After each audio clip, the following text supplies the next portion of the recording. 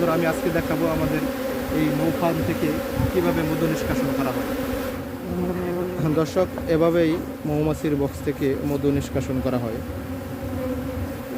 বাংলাদেশে বর্তমানে ব্যাপকভাবে বাণিজ্যিক ভিত্তিতে মধুর চাষ হচ্ছে। এটা হচ্ছে দোমাদানি, এটার দ্বারা দোমা দেওয়া হয়।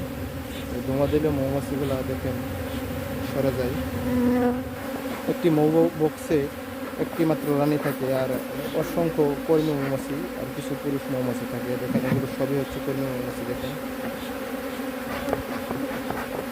কাছ থেকে দেখানোর চেষ্টা করি। দেখেন ফ্রেমের ভিতরে কীভাবে মধু থাকে। ফ্রেমগুলো ওইখানে নিয়ে যাচ্ছে, তারপর আরেকজনে এখানে নিয়ে আসছে, আবার অক্ষত অবস্থায় এখানে রেখে দেওয়া হচ্ছে।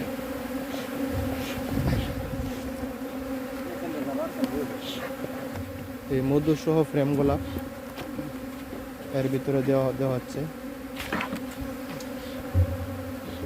আর এই ফ্রেমগুলা দেখেন এই মেশিনের ভিতরে দিয়া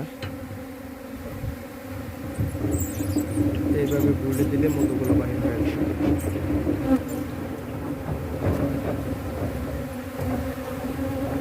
এই মধু গুঁড়ানো হচ্ছে মেশিন। একবার এই পাশে দেওয়া হয় আর একবার ওই পাশে।